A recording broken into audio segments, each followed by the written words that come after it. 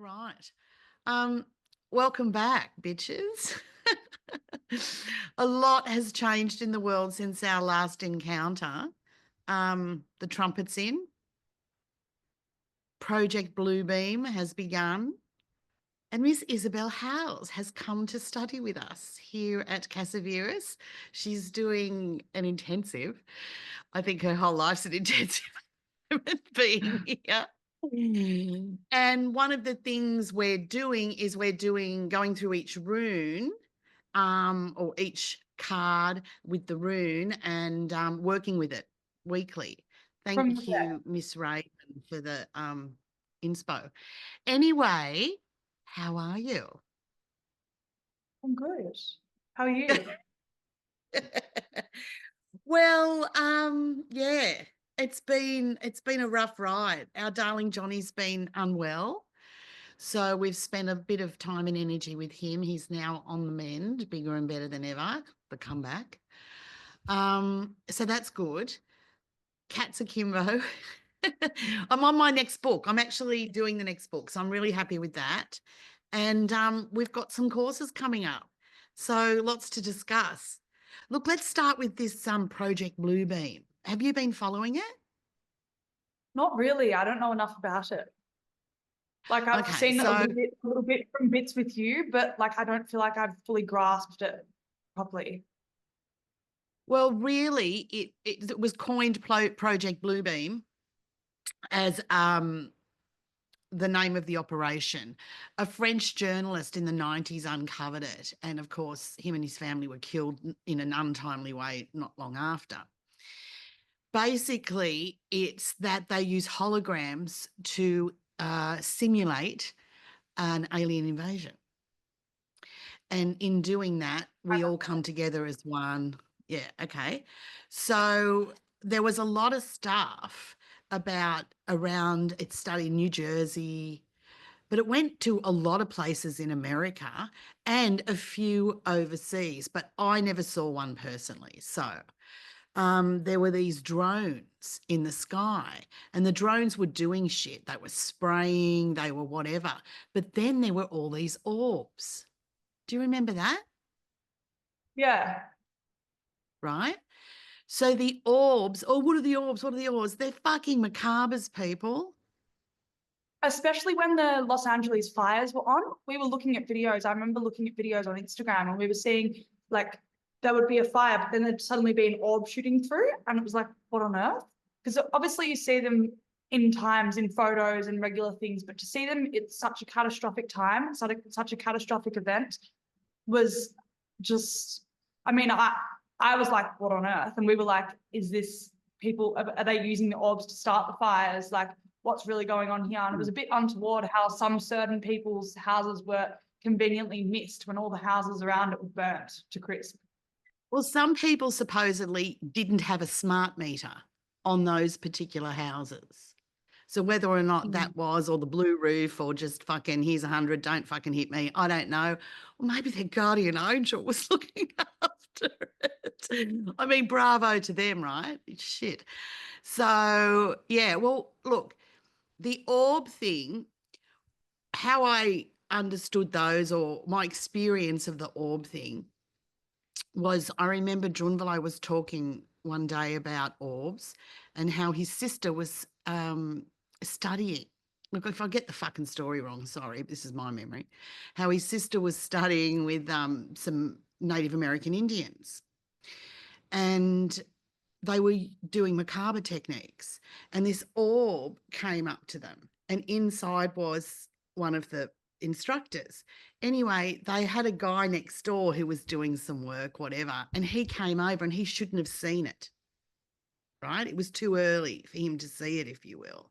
And he went fucking bonkers because when the orb literally pulled itself back or upped its sort of camouflage, there's a little man sitting and he recognized the guy. It was like, fuck, you know. So, I mean, two things from that story. One, if you're not ready for it, oopsie. And two, that's how I knew that these things were orbs, right? And some of them were travel together and these orbs were MerKaBa. And so some of them would travel together and then they'd see them split in the sky. That's a group MerKaBa, right? Right. And So a group how is a MerKaBa is group when several, what? Say again. asking you exactly what you were telling me. I was asking you exactly what you were explaining. How is group MerKaBa created versus normal MerKaBa? So my understanding, or what I was taught, was a normal MerKaBa or a single MerKaBa runs on your spine and your spine alone. When you join a group MerKaBa, the spines join together. I don't mean like an operation. I mean, energetically. And so it becomes a combined effort, if you will. Like there's nothing wrong with MerKaBa. It's just whoever fucking programs it. You know what I mean? It's just what it's used for. I also find it clunky technology.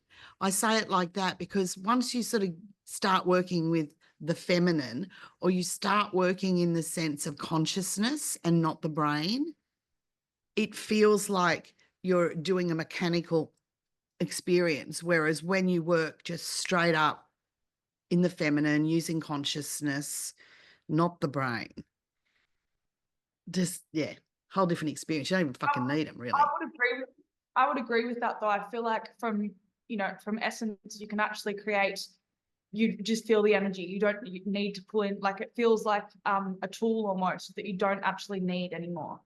But an old operating system. Sorry. Totally. The original Windows. You Windows, don't. You and I work through both create a MerKaBa, though. Would that be enough for a group MerKaBa, or we'd need more people? Well, no, technically a group MerKaBa is more than one person. So, but understand when you do that, you're connecting in with their emotional experience. So if they're not clear, you'll take it on. And also, if they're not 100 or not vibing at what you're vibing, it can, when I say fuck the MerKaBa's unstable. So you only do this shit with highly trained people. It's not like hey, let's play MerKaBas, let's get the Ouija board out. It's not like that. It's training, and anyway, back to it. So I think that perhaps, maybe some of these drones, because they were seen to be spraying stuff for people to see. Because for a long time, they've blocked our vision, our sight, if you will. So now they want us to see. They want us to, see something, a phenomena, if you will. So it'll be interesting to see how it unfolds. Yeah, right? By the phenomena, you mean want us to see the aliens? Say again? I couldn't hear. By the phenomena that they're wanting us to have the sight for the aliens. Is that what you're suggesting? Yeah, or whatever their hologram is that they're going to project. I mean, if you were an alien, why would you want to come here? Just saying. I mean, there's a cabal running the show that they're not friendly, right? The humans themselves have got no fucking idea, so there's a big education needed. They've raped the planet. I don't know how much of this planetoid really is useful until Mu takes over again. It's like, why would you want to come here? And it's certainly not to save us. I mean, fucking these people with their savior complex, good luck, bitches. But no one's coming to save us. You've got to save yourself. No one's coming to save you. Exactly. For those that might not have grasped the concept of the MerKaBa, how would a MerKaBa, so say, for example, these MerKaBas that we're seeing spinning around, how has someone instigated that and put it up there into the sky or the ethos or whatever? Well, it depends if you're talking about a synthetic MerKaBa or an organic MerKaBa, right? Well, the organic ones have. Well, the organic ones have the people in them. How have they instigated it? They've done their process and done their thing. I mean, it really does depend a lot on your belief system. And by that, I don't mean like blind faith.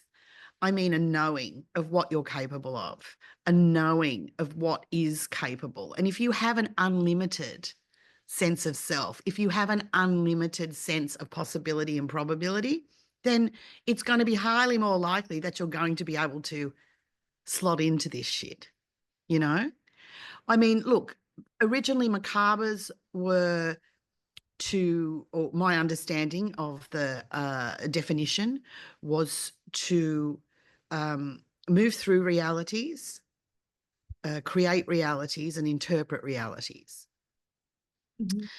which is really what consciousness does too. I think, as I said, I find it clunky technology, but when I was learning it, I loved it. It was so made sense to me. Now I feel not so much graduated, but I feel like as my other memories have come online, it puts into perspective exactly what that technology is. Do you know what I mean? Yeah. Wouldn't have missed it for the world. But it certainly, for me, that technology always goes hand in hand with a transhuman agenda.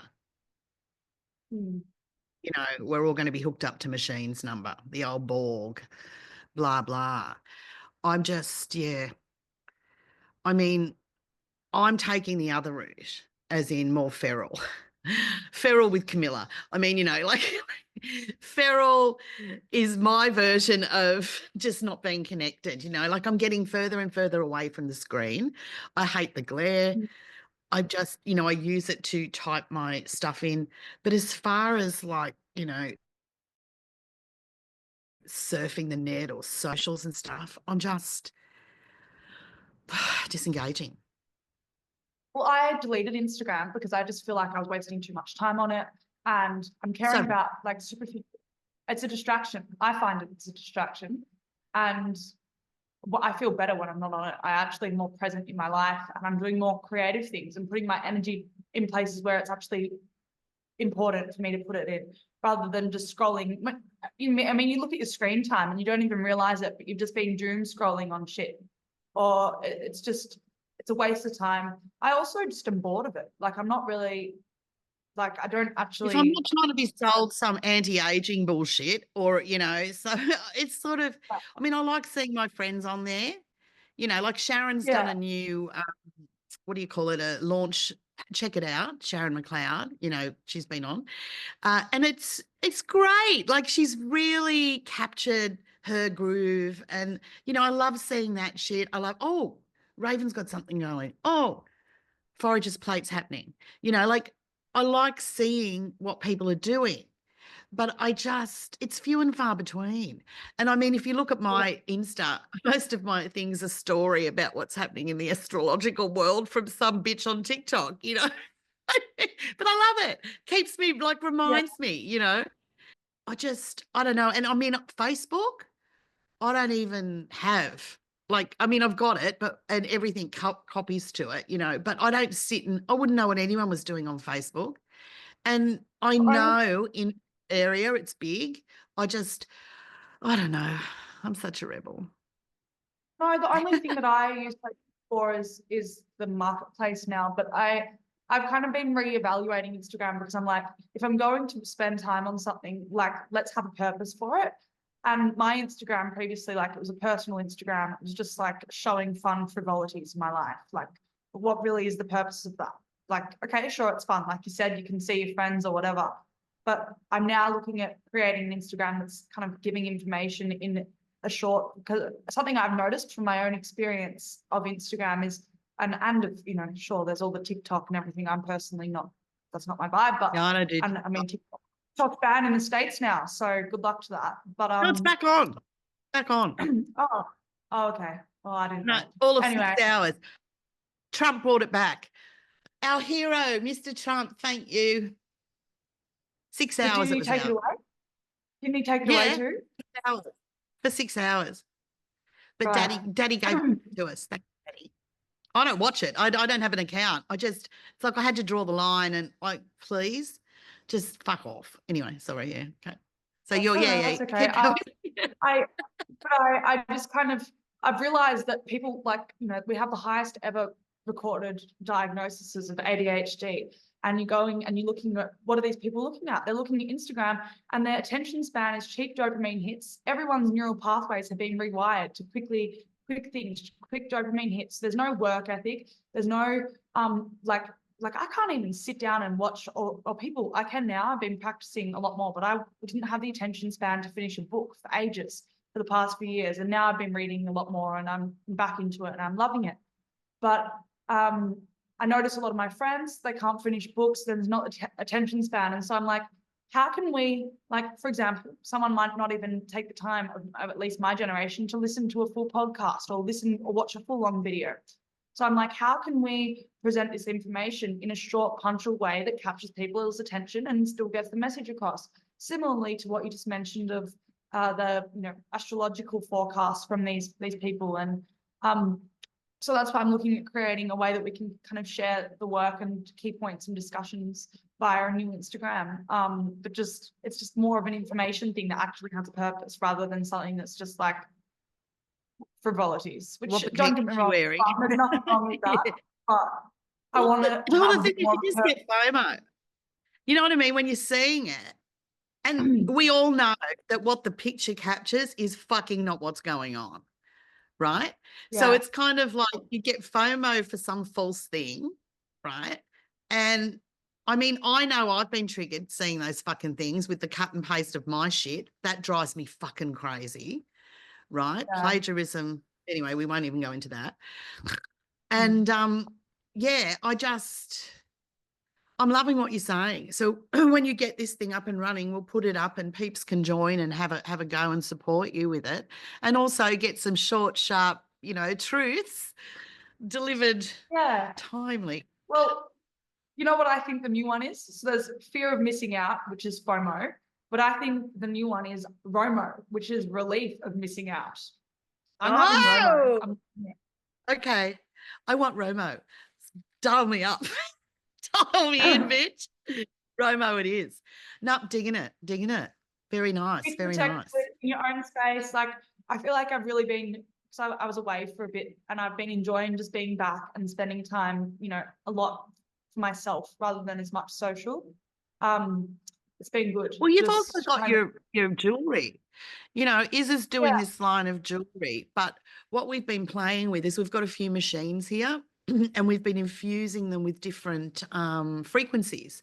So the jewels are not only stunningly beautiful, but they have a practicum to them as well, where you can program them, not just with your own, essence desire, but they'll come with stuff. I've been working really closely with the original Shuman Frequency, 7.285, whatever the fuck it is. I mean, look at me, I can't even remember. It's dialed in, people. And I tell you what, that has something on these EMFs. That's really been, right? Of all the frequencies to use. Now, that was the original heartbeat frequency of Mother Earth, Moo, whatever, Now the frequency they're saying is up around 13, 14. And it used to be that if the Shuman resonance reached, like those kind of numbers, we'd PoleShift. Oh God, make it so.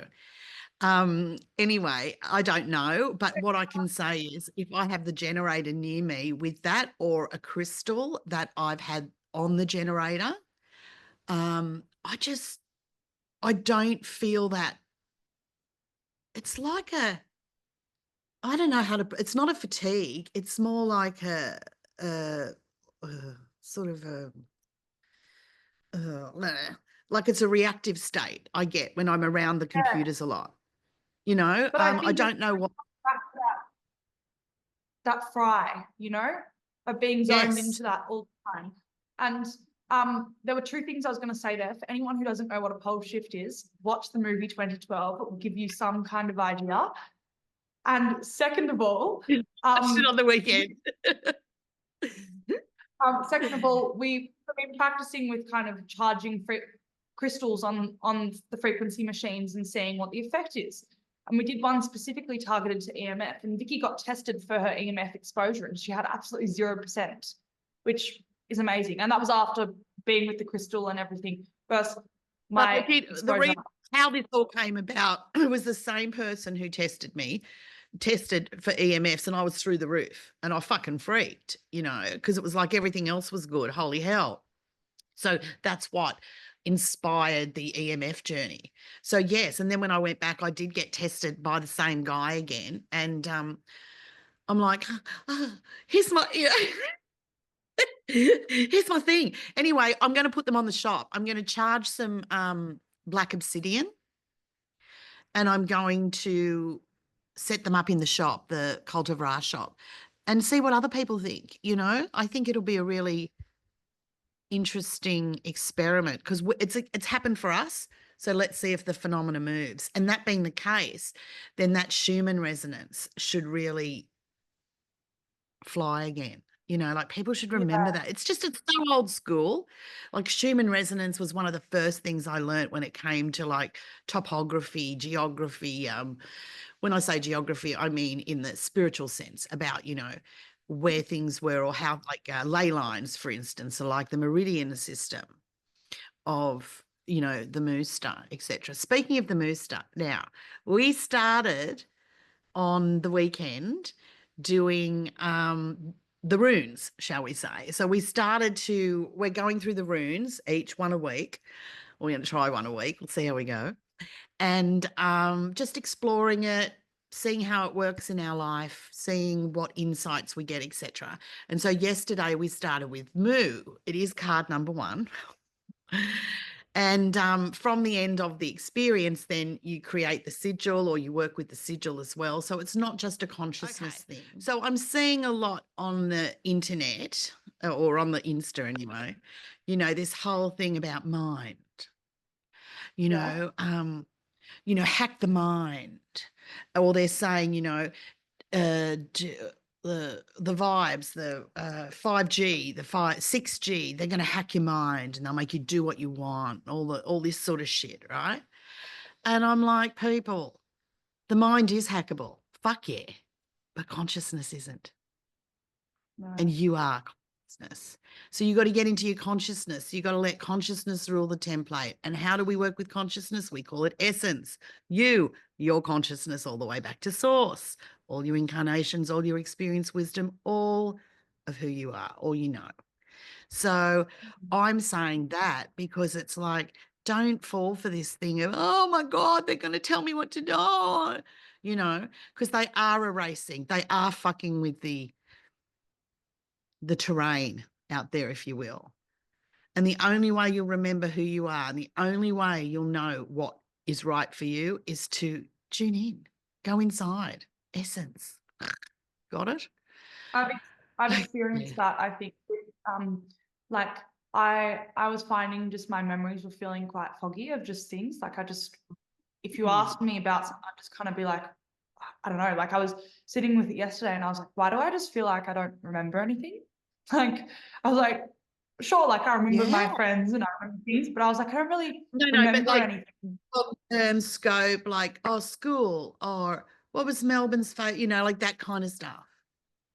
Yeah. And I mean, it was kind of a weird feeling. And then I sat with it and I just meditated and went to essence. And I felt like for anyone who might not have had an essence connection, I found it so specifically profound, because you go from engaging and constantly being up here to you sit with a feeling and you just actually can feel the truth within yourself that you don't need any external validation or information or anything for, and you just know. And I just think that's great, because it's and that's something I'm working on right now, is just learning to trust that and trust myself, rather than constantly go, oh my God, outside, blah, blah, blah, what's happening, blah, blah, blah, which totally pulls you away. ADHD so fucking prevalent. It's overstimulation. You know, there's so many screens, so much light, there's so much whatever the fuck. And I mean, sometimes when people go on a holiday, all they do is just sit around. They're like, oh, geez, I haven't done much. But that's what you need to do. You need to remember yourself. I was reading this article about it yesterday, and we're put in a world where it's like everything's go, go, go all the time.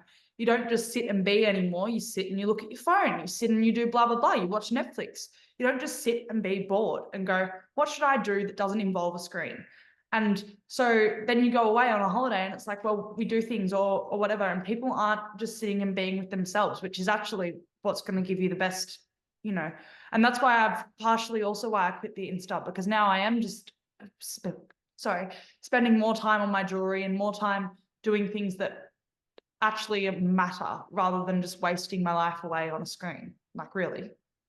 Don't get me wrong. No, I get it. I'm not doing that, but Look, I felt we didn't it was grow up with overriding. screen. We didn't Yeah. grow up with screens. Screens came into our life at least 30s. You know, like I'm 60 now, so at least 30 odd.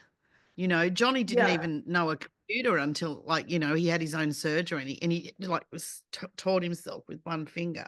You know, and I'm an Apple user. I mean, how much easier can it be, for Christ's sakes? I'm told.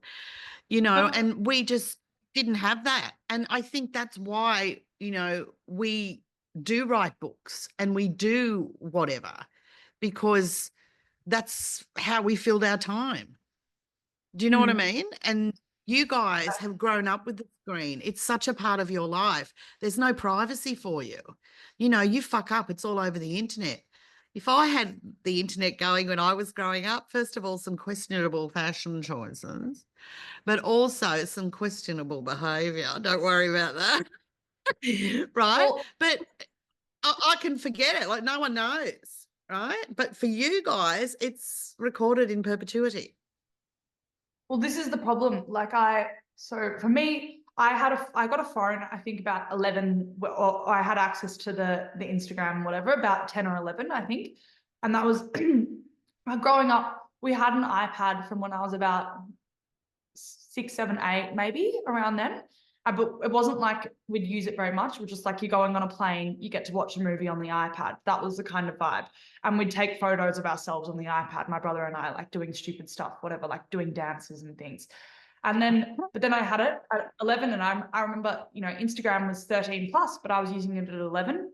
And, you know, you have like, and Snapchat back in the day, but there's so many things recorded on there of my life as literally an adolescent that is now forever up there. Like, even if I've deleted it, it's still going to be in the cloud recorded somewhere. And I think that there's a problem with that because you don't have the maturity and awareness of like what you're putting out or anything. And it's different if I'm having a conversation with my mom and my friend at school, but to have this now on my permanent, you know, cloud record per se, it's now there forever. Like, who's to say that I don't decide to become, I'm not that this is my plan, but, you know, I don't decide to become prime minister one day and someone pulls up these things that I did when I was 13 from my cloud. Like, and I think that, like, it was interesting. I caught up with some family recently, and so I'm the eldest cousin on that side of the family. And we were talking about this whole phone thing at the dinner table, and my 2 older cousins, a few years younger than me, they both were able to put their phone away at the dinner table and just actually have a discussion. And I was saying how, you know, I've quit the Insta now because I just think I needed a bit of a break and blah, blah, blah. And I was like, you know, it was interesting because at their age, I was the same as them, like stuck to the phone. And then we look at my youngest cousin, who I think she's 13. She's in year 7, I think, or year 8. Sorry, I should know. I think she's starting year 8 this year.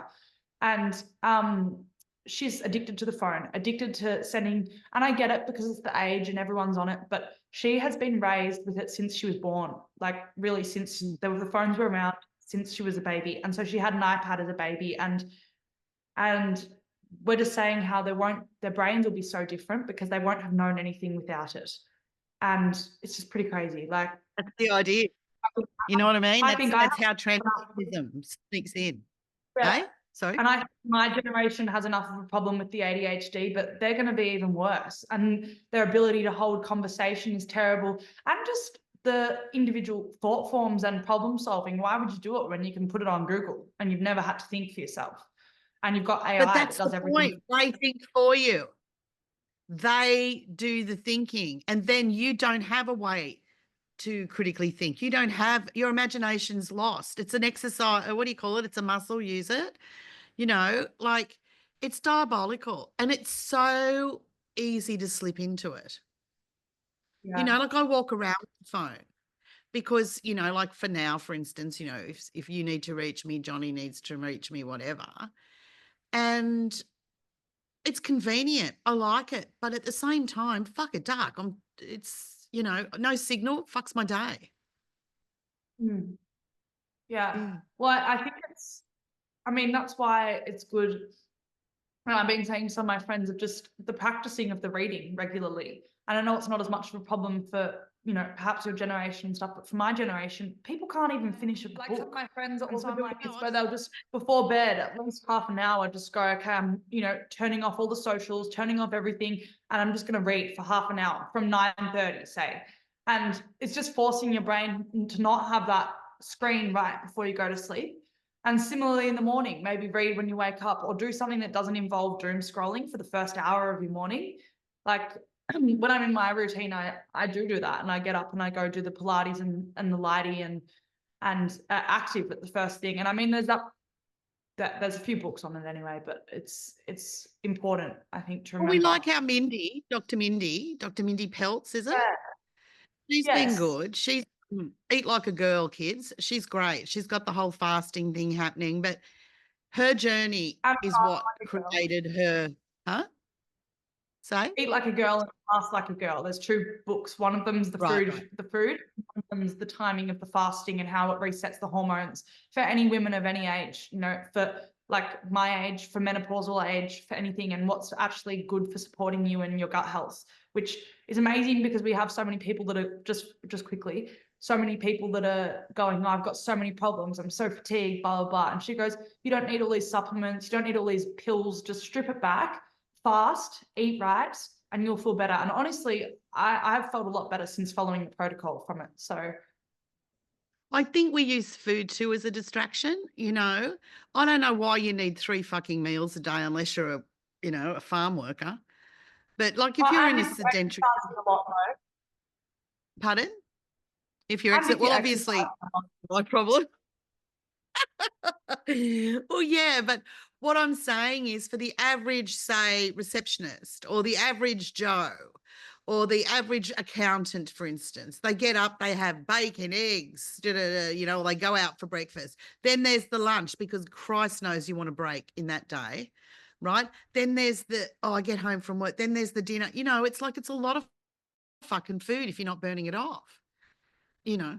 Anyway, yeah. love it. And I think that's kind of a big problem in our world, though, in our society, is that we're over consumers and overeaters. It's not so much necessarily the 3 meals a day, but it's the huge 3 meals a day. Like you're having 2 pieces of big toast, your bacon, your eggs, your avocado, I don't know, whatever you're having, but You're it's such a describing huge, the Byron breakfast. not necessarily. You know, like